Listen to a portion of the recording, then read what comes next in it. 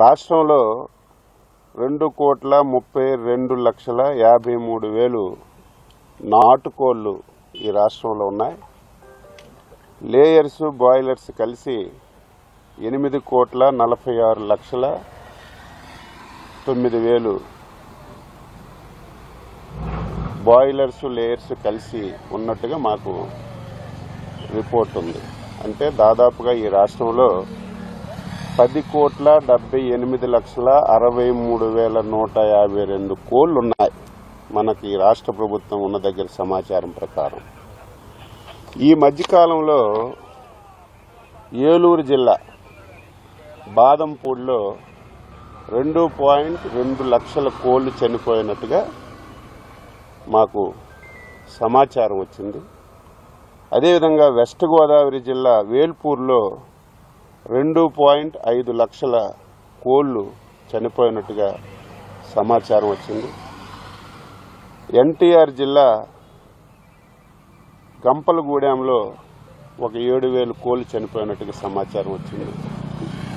West Godavari జిల్లా కానూరులో 65,000 కోళ్లు చనిపోయినట్టుగా మాకు సమాచారం వచ్చింది. వెంటనే రాష్ట్ర ప్రభుత్వం అలర్ట్ అయి అధికార యంత్రాంగానికి పంపించి అక్కడ ఏవైతే చనిపోయే బర్డ్స్ అన్ని కూడా అత్యంత ఆధునికమైనటువంటి ల్యాబ్ భోపాల్లో ఉంటే అక్కడ పంపించాం. అసలు ఏ కారణంతో చనిపోతున్నాయి, ఏ వ్యాధితో చనిపోతున్నాయని పంపించిన తర్వాత నిన్న రిపోర్ట్ కూడా వచ్చింది. అవి బర్డ్ ఫ్లూతో కూడా చనిపోయాయని చెప్పి రిపోర్ట్ వచ్చింది. వెంటనే డిపార్ట్మెంట్కి అలర్ట్ చేసి మళ్ళీ ఈ పౌల్ట్రీల్లో ఇంకేమైనా మిగిలిన్నాయా అని చెప్పి పంపిస్తే 14,000 కోళ్ళు ఇంక మిగిలింటే ఒక 340 గుడ్లు ఈ 4 పౌల్ట్రీస్లో ఉంటే అవన్నీ తీసి మనమే చంపి పోర్చడం జరిగింది.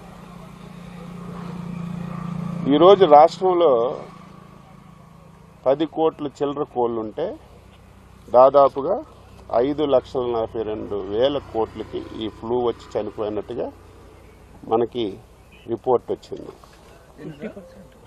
5,42,000 టోటల్గా ఉన్నవి 10,78,00,000. సోషల్ మీడియాలో చాలా విపరీతమైన ప్రచారం వస్తుంది, మీడియాలో విపరీతమైన ప్రచారం వస్తుంది. 40 లక్షలు చనిపోయాయని కూడా ఈరోజు ప్రచారం వచ్చాయి. ఎక్కడ దాపరికి ఉండదు. 40 లక్షల కోళ్ళు చనిపోతే అవి పోడ్చాలంటే ఎంత పెద్ద గోతులు తవ్వాలి? ఎక్కడ దాపరికి ఉండదు కదా, ఫొటోస్ అయినా బయటకు వస్తాయి కదా.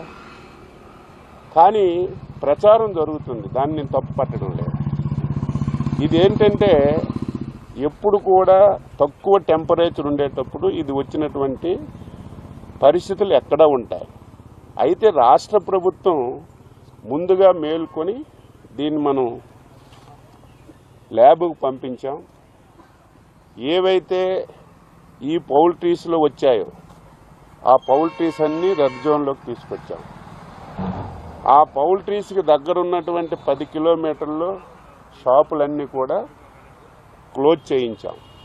మిగతా దగ్గర ఎక్కడ కూడా ఈరోజు కొన్ని దగ్గరలో అయితే ఇంకా ప్యానిక్ అయి 10-15 రోజులు కోళ్ళు తినొద్దు, గుడ్లు తినొద్దని టామ్టామ్లు వేయించేస్తున్నారు. రాష్ట్ర ప్రభుత్వం తరఫున స్పష్టంగా హామీ ఇస్తున్నాం, దీని నుంచి ఆందోళన చెందవలసిన అవసరం లేదు. ఇది పూర్తిగా తగ్గుముఖం పట్టింది. దానికి కారణం ఏమిటంటే టెంపరేచర్ ఎంత ఎక్కువగా పెరిగితే అంత వేగంగా ఈ వ్యాధి తగ్గుముఖం పడుతుంది. ఈ మధ్యకాలంలో మీరు చూశారు, టెంపరేచర్ కూడా విపరీతంగా పెరిగింది. ఇదేదో డైరెక్ట్గా కోడి మాంసం తినరు, డైరెక్ట్గా గుడ్లు తినరు. ఇది ఒకవేళ ఎక్కడైనా చిన్నది ఉంటే 70 డిగ్రీల సెంటీగ్రేడ్ వరకు ఈ వ్యాధి బతుకుంటుంది. 70 డిగ్రీలు దాటిన తర్వాత ఇది ఆటోమేటిక్గా చనిపోతుంది. ఈవేళ కోడిగుడ్డు ఉడకబెట్టినా సరే 70 డిగ్రీల కంటే ఎక్కువ వేడి దగ్గరే ఉడుకుతుంది. ఈవేళ కోడి మాంసం ఉడికినా 100 డిగ్రీల కంటే ఎక్కువ ఉడుకుతుంది. ఎక్కడ కూడా ఎవరు ఆందోళన చెందవలసిన అవసరం లేదు. ప్రభుత్వం ఇప్పటికే అప్రమత్తమైంది. ఇది కూడా ఎందుకు వచ్చిందని చెప్పి మేము డీటెయిల్గా దీని మీద ఎంక్వైరీ చేస్తే ఈ పౌల్ట్రీ వాళ్ళు సరిగా శానిటేషన్ చేయకపోవడం వల్ల, సరైనటువంటి నియమ నిబంధనలు పాటించకపోవడం వల్ల ఈ 4-5 ప్రాంతాల్లోనే వచ్చింది. ఇది బాగా తగ్గుముఖం పట్టింది. అయితే సోషల్ మీడియాలో విపరీతం రావడం వల్ల చాలామంది ఆందోళన చెందుతున్నారు. ఎవరు ఆందోళన చెందవలసిన అవసరం లేదు. దీనివల్ల ఎటువంటి ఇబ్బంది ఉండదని చెప్పి నేను స్పష్టంగా తెలియజేస్తున్నాను.